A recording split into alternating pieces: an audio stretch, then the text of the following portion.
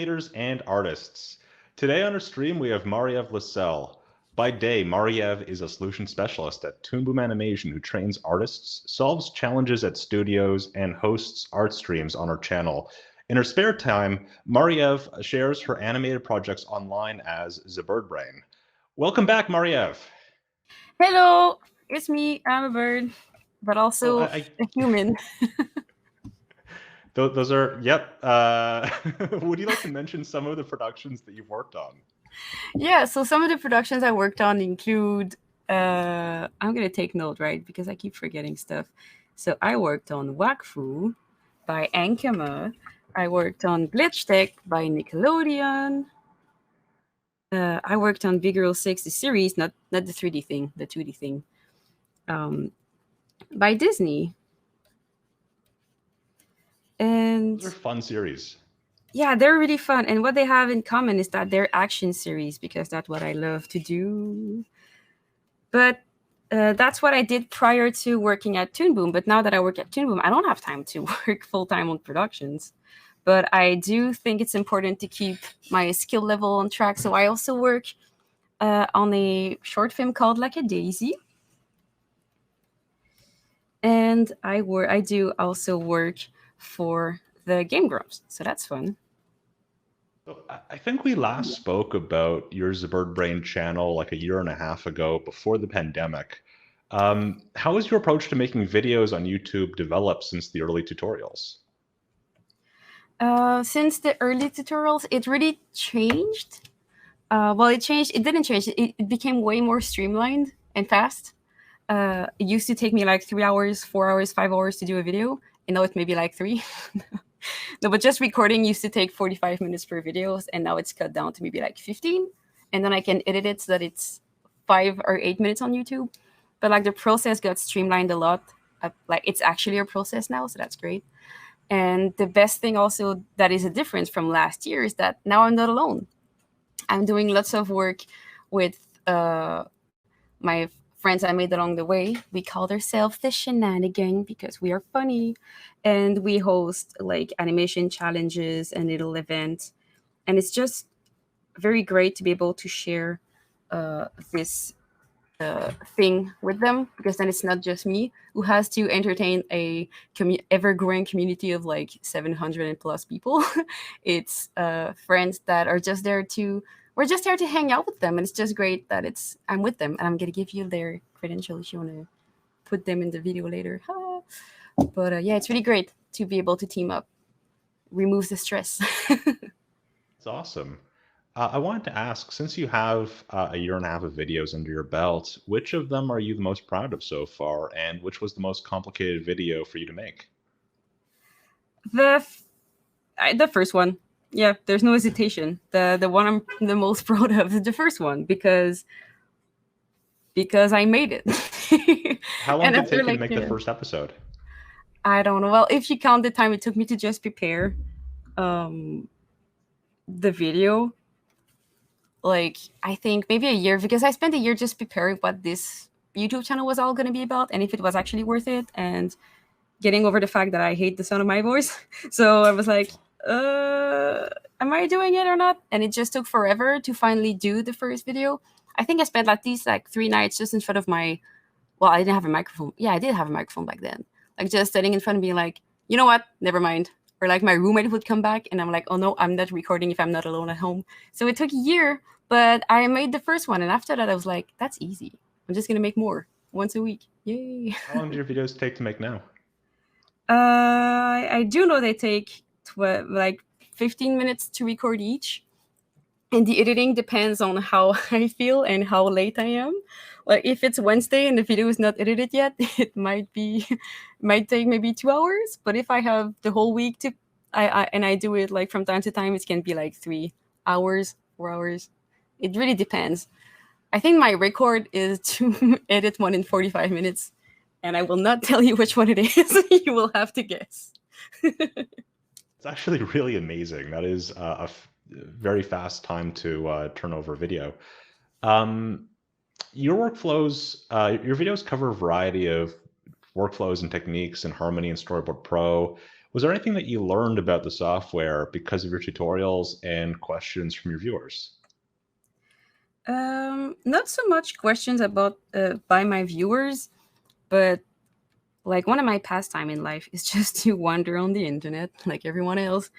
But instead of watching cat videos, I'm just hanging out, trying to find out where people struggle and to solve these struggles. So if I see a user on Twitter being like, "Oh, I wish there was a shift and trace tool in Harmony," and I'm like, "Oh, I know how it works. Let me make a video so that you know how it works too, and you can tell other people how it works." I just want the animation industry as a whole to get better. And if people knows how to use the software they use better, then their art gets better. So yeah, I just wander on the internet sprinkling knowledge, I guess. Yay. I wanted to ask you about your Winterfest interview series. Can you tell us about some of the artists that you interviewed and what did you learn along the way? Well, all these artists, like before being very cool artists, I brought them on board because they're good friends that usually I dearly miss because, you know, we all get busy. Because working in the animation industry is like going to school, right? There's always this back to school feeling when you get on a new production and you're like, oh, who am I going to work with? Like, do I know faces and stuff? So you make really close friends. But then when the production is over, everybody leaves to other studios, right? So the Winterfest interview was a way for me to just learn more about my friends outside of like being friends, like how they interact with their arts, what are their struggles, what are their inspiration at the moment. I know I interviewed Greg Zilla, which is a very, very amazing animator, and he's just a super cool guy. And Greg McMahon, right? what? Greg McMahon, right? Yes, exactly. But everybody knows him for his YouTube animation and stuff. But like few people know that he actually really wants to dive into like script writing and he wants to make like his own project and stuff. And I wanted to bring that forward because it's so easy for us to just put an etiquette on, like a label on artists, like, oh, this is an animator, this is a rigging artist. But a lot of us don't want to do just one thing. We like to spread our little wings. So I also interviewed India Swift, who's a wonderful animator, but she loves storyboard now and she's doing lots of storyboard. So it's always great. I just wanted to show the people that they're also human behind these artists and we also have goals and aspirations. So I guess I learned that about them because sometimes we don't take enough time to ask our friends what they want and what they do. So I did learn that. I think part of the nature of like animated content is you get this thing, and as a viewer, it is like a fully assembled movie or video, and you don't really see the work that goes into it or the people who made it. So I think it's really important to realize that the people who make the stuff that you enjoy are people.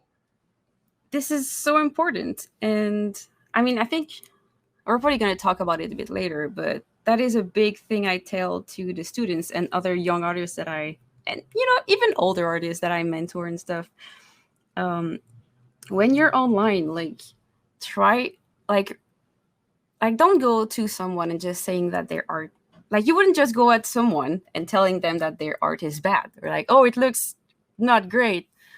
But yet people do that about movies all the time. Like this new trailer comes out and, you know, it's so trendy to just go on the internet and say mean things about it. Like, oh, I hate this style. It's so bad. Like these artists are awful. Like they're only doing it for money. Where's the real, like just pure mean things. Like you wouldn't say that to somebody who would like show you their drawing. So why do you say it on the internet?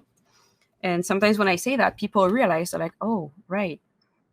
Like it's made like if anything, I could have worked on one of these projects and my friends could be like saying mean things about it online. I'm like, you know, I don't think anybody goes into this industry to like ruin someone's childhood. Like, yeah, take that. I, you know, really just want to ruin your favorite series as a kid. God.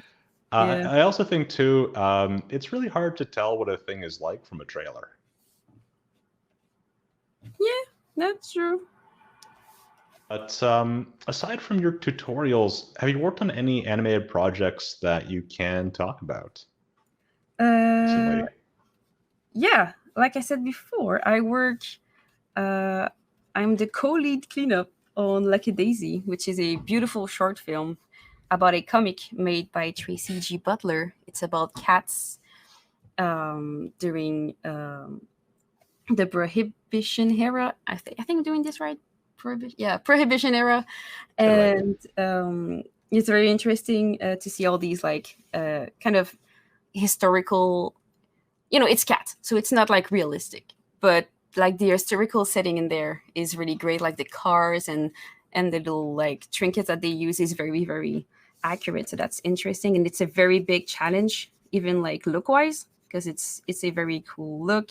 So I do this, and I also recently started to do work for the Game Grumps and their little animated content online, and it's so great because they're the best to work with, very open minded and very forgiving about like deadlines and stuff. So very fun to be able to do part-time works as well on top of my teaching and deving and stuff.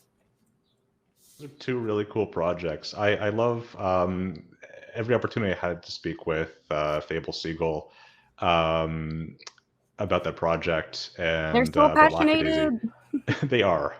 Hey, we're about like halfway through this conversation. Do you want to show off the rig that you made for some of your tutorials? Oh yeah, I mean I make lots of rig, but I think my most recent one is this one. Yeah. So yeah, I can showcase this rig a little bit because it's really interesting because it's not a rigging style that I usually do. Well, aside from it being lineless, because that's my go-to. I love lineless rigging more than I should. But what is interesting with this rig, it's that I wanted to do the most I could with the least I had. All I had was a quarter front drawing. And I was like, okay, I'm not gonna stress this out because making turnaround stresses me. I hate to do turnarounds, like drawing and stuff.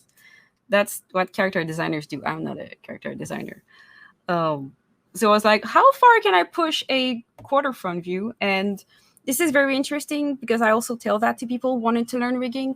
Don't worry, don't think about doing a full rotation yet. Just focus on a quarter front. And honestly, you can push that so far. There's so many different poses you can do with these quarter front rig. Another thing that is special about this one is that one thing, because I can teach rigging. I know lots of things about rigging. I worked as a rigger before, but it's not my favorite thing to do in the world, right? I do it out of necessity. And I do like to problem solve, but the thing I like less is a bit when it's becoming too repetitive. And I guess that's like when it gets too repetitive. So making limbs is one thing that I don't like that much because it's a lot of like, you have to be very precise and it's very repetitive, and my brain doesn't like that. I guess I'm too hyperactive for that. So the secret in these limbs is that they're not rotating perfectly on joints. So if I rotate the arm, guess what? There's nothing under it. So like it's a very simple rig. There's barely any auto patch. The rig, like the legs, they don't pivot on a point. Like if I move the leg, it doesn't pivot because like I know how to do that stuff and I just didn't want to do it. But what's the benefit of going a little bit simpler? It's just, well, it is quicker. I needed to make that rig for a specific date, and I needed to be done very quickly. And it didn't need to be into a production where like it would be animated for 3 seasons. It was just for little sparks of, I want to animate this right now. So I cut corners, which is something so important when you do rigging or when you learn anything. Learn the rules and follow them very well. Like perspective drawing, learn how to do perspective. Rigging, learn all the rules. But then once you get at a certain level, you can decide which rules you're following and which you're maybe not for that specific thing. And this is so important as a rigger, because sometimes riggers are just going to put everything they know into a shape, and that's where it becomes problematic because the rig becomes too heavy and stuff. So as I said, like for example, the legs not rotating on perfect joints, that's okay because I have other things. Like if I make it rotate, I just have to take the leg and just like do this, which is great because it's a small project. On a full show with 3 seasons, you don't do that. Any aspiring rigger watching my video, don't say I told you to do that. Like this is just for little things. So this is simple, but then the challenge I wanted with this rig was elsewhere. I wanted to make a very open wide shirt, which is another challenge. And I wanted to figure out how to do these boots so that when my character is facing, like if the leg is facing forward, like it's doing here, like how do I get this very interesting shape? And I just figured a little system that is super simple. And I'm able to like show kind of I'm able to show depth in my boots. And that was my goal for this rig. I just wanted to rig some boots. And yeah, sometimes I have urges to rig stuff such as these boots. And that's what I did. And now I'm happy because I made a system that I can reuse later for other rigs and stuff. Yeah, it's a very fun rig to play with. Since you have multiple productions under your belt, I wanted to take the opportunity to ask, what should aspiring artists and animators know about working in an animation studio environment? Sorry, I got distracted by this face. I'd say, like, remember that it's about teamwork. And I know everyone says it, that it's becoming cheesier, but good. If it's becoming cheesy, it's because people finally understand it. Your attitude is it is so important. I was going to say even more than your drawing capabilities, which is not entirely true. Like you kind of need to know how to art. But, you know, like in the world, there's so many people that know how to art, but there's not that many people that you actually want to art with. So always remember that your attitude is really important. And I'm not saying that you have to be fake and trying to get everyone to love you. This is not the case. But sometimes artists don't understand like the importance of just being there and being a team player. Because unless you're like one of these 2 or 3 superstar of your cohort in school, because there's always these like very amazing gifted artists that, you know, like, yeah, they work hard, but some people just get it easier than you do. I was not a very good graded student in school, but like just the attitude of like trying to get there, like determination and just keep working hard is going to get you somewhere. Like that's true. So I'd say that one thing that I learned with my multiple production is that we always envy what others have, but we always forget what we have. And sometimes it's important for artists, especially young ones, to focus on what you do great and then still learn what you have to learn to make everything else better. But like focus on what you do great, have a nice attitude, and just like don't put too much pressure on yourself, and you should be okay. Because you'll soon figure out that even the artists that you look up to so much, they're just the same as you. Because artists tends to say you're always worse than someone else, but you're also always better than someone else. So like even the artists that you look up to, they look up to other people. So at one point you have to start like looking up to people and stop comparing yourself to other people. So like, yeah, embrace what you do well and stop trying to be someone else. That's what I would say to people working in studios environment. Also, don't be late. It's important. Yeah. I also wanted to ask too, how did you get your foot in the door on your first animation job, and what should artists know about promoting their own work? Okay, so that's 2 questions. I'll try not to get too sidetracked there because I tend to do that. So how did I get my first gig? Well, I had the luxury of attending an animation school. So, you know, you go to school and at the end of the year, they have like a big event, like where you showcase your movies and you show stuff. And then companies like the studios, they come at the school and they just want to like hire everyone, which is great. But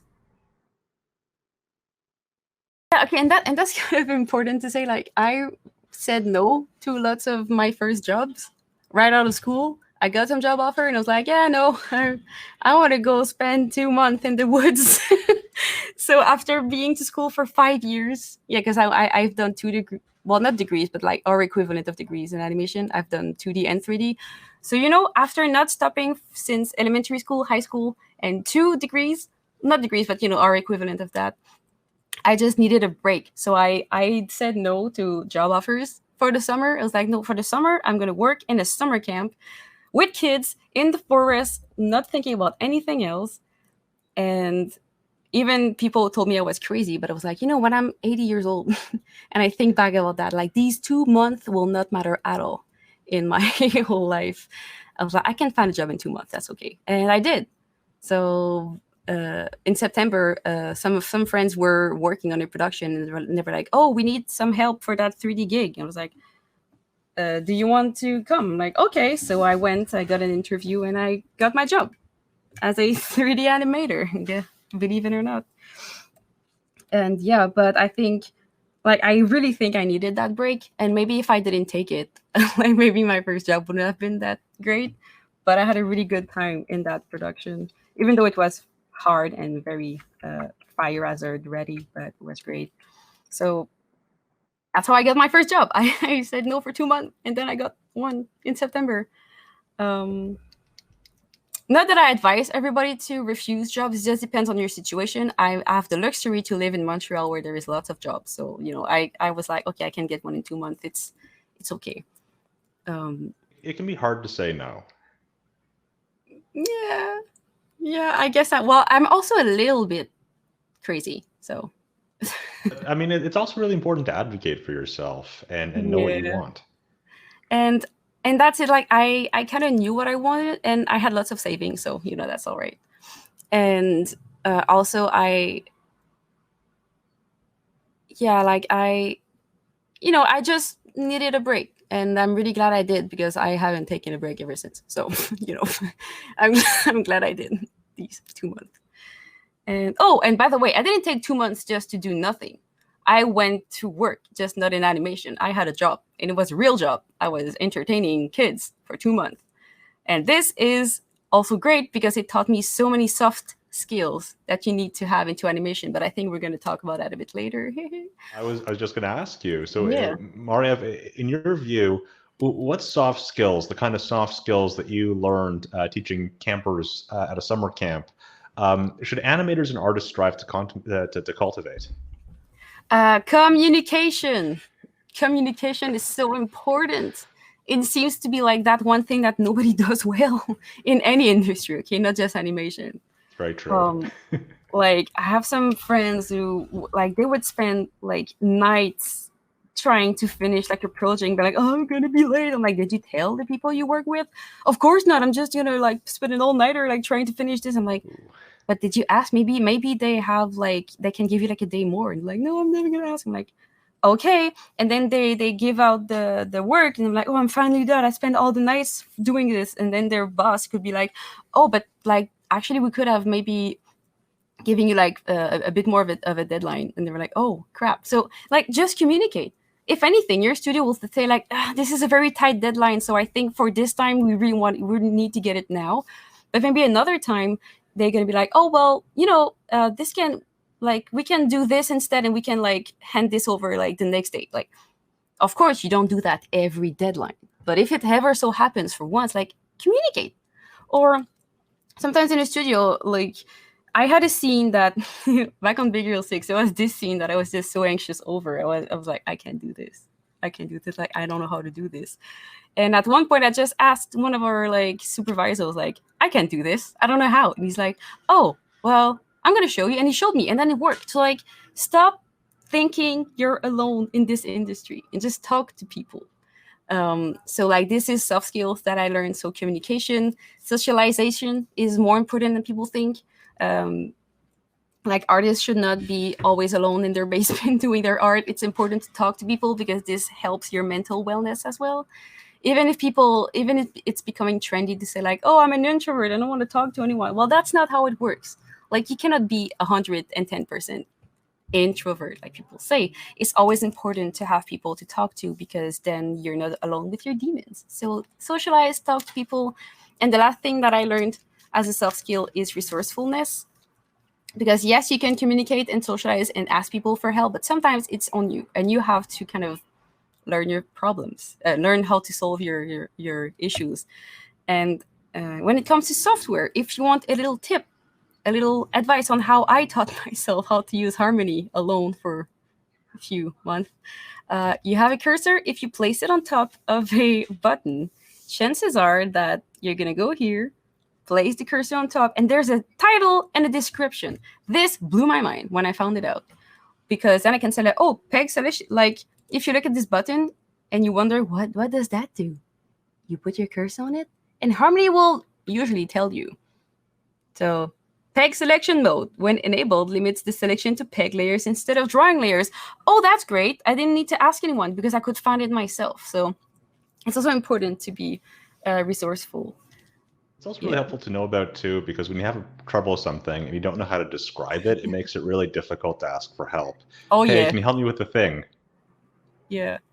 And oh, speaking of soft skill, that's also something I get often. I hear things like, oh, it's still not fair. I would like to be as good as you to talk to people and like make these videos and speak in front of big crowds and teach and stuff. And honestly, like, not that it gets frustrating, but I'm like, do you think I was born like this? Because I was not. I used to be kind of shy doing these kind of things. I just never admitted it, but I was. And it's just by doing it more and more that it became a bit natural. Like I used to go to the restaurant, like you would take me to like a fast food chain, and I would just be anxious of choosing what to choose and talk to the people to order something. Like I used to be stressed about that. Can you imagine? And now I can talk to 1,000 people and I don't care. But it is a journey. Like I wasn't born like that. And anyone else, I talked to other people like Colin Onion Skin on YouTube. His first video, he was like, oh my God, I'm so shy. I can't do this. But by doing it, it gets better. And I learned that working at camp for 10 years. But the first time I had to stand in front of a group of like 100 kids and talk, I was a nerve wreck. But now I don't care. So you just have to do it. And at one point, it just becomes natural. If that's a skill that you want to pursue and stuff. But it's just like everything else. It's practice. And yeah, it's lots of practice. It's true. And it's never scarier than the first time you do it. Oh boy, it's so scary. So the pandemic has been really challenging for everyone in different ways, including animators and artists. Do you have any advice for artists that are interested in sharing their work and making connections, or just finding community online? Okay, my advice for this, I have like 3 or 2, I don't know anymore. But so to answer the question, like how can they share their work? What I would say is share. Don't wait to be done. Like don't wait to be done with your thing to put it out, because and that's what I do. I sometimes people think I'm harsh. Maybe I am, but I'm all in it for the hard truth and facts. If you just spend years making your little short film and you put it out of nowhere on your 3 followers Twitter account, chances are that nobody's gonna see it. Because how are they supposed to know it exists, right? So I'd say don't just wait years until you release your things. I am a strong believer that if you release whips, like work in progress, or like just talk about your stuff, it just helps you build your engagement. Like don't expect people to just magically find out about your stuff. So I'd say share work in progress of your work, talk to people about your ideas, your work. Always sign your work. It's always better to sign it with your real name, because that's the only thing you don't need to copyright. It's your name. It was given to you. You have a name, and yeah, so always use that. If you have a made-up name on the internet, try to be consistent. I went as Marie-Ève Lacelle for a while before I changed as a made-up name, just because I wanted to dissociate these 2 people. There's Marie-Ève and there's ZeBirdBrain. One is a bird, one is a human. And so, yes, sign everything you do. That's why whenever I animate, like you could see here with my other scene, oh no, I closed it, but I always put my name in the corner because it's so important. You never know. I have a friend who posted their drawing and a very, very famous person shared it, but there was no signature on the drawing, so he never got credited for it. But I'm like, yeah, but that's why you need to sign your things, and sign it very obvious, like more than just a squiggle, because nobody knows who that is. But if you write what your name is, then people will be able to keep track of who you are and find you, because people want to find you. Like, yes, there's people who are going to remove the signatures, but these are evil. Yeah, you don't do that. But a lot of people are just genuinely interested in your art. They're going to find you if they really want to. So yeah, so sign your work, share work in progress, like build the engagement around your stuff. And I'd say, and lots of people maybe won't agree, but I know that lots of people will agree, do fan work, fan art. Like if there's something that you're passionate about, just draw the art and put it out there, because chances are you're going to find other people that are also passionate with that art. And that's how you make connections, that's how you make friends, that's how you can find a community. A lot of community around shows have a strong art base with artists like exchanging and stuff, which is so interesting to be a part of. And Marie-Ève, what is your favorite fan art community? oh boy, um, I don't know. Like I'm more of the kind of, I'm not so much the kind of person who's gonna really focus on one fandom and just do lots of art about that. I just love a lot of things, and usually I'll be like, okay, I like that series. I'm gonna make one drawing and put it out there. So usually, because time is so limited, I try to take my time to just focus on one thing at a time. But I've made fan art from like Jack and Daxter series because I love the characters. They're very funny. They're very well developed. I did fan art about lots of Voltron stuff because then again the characters are just so funny.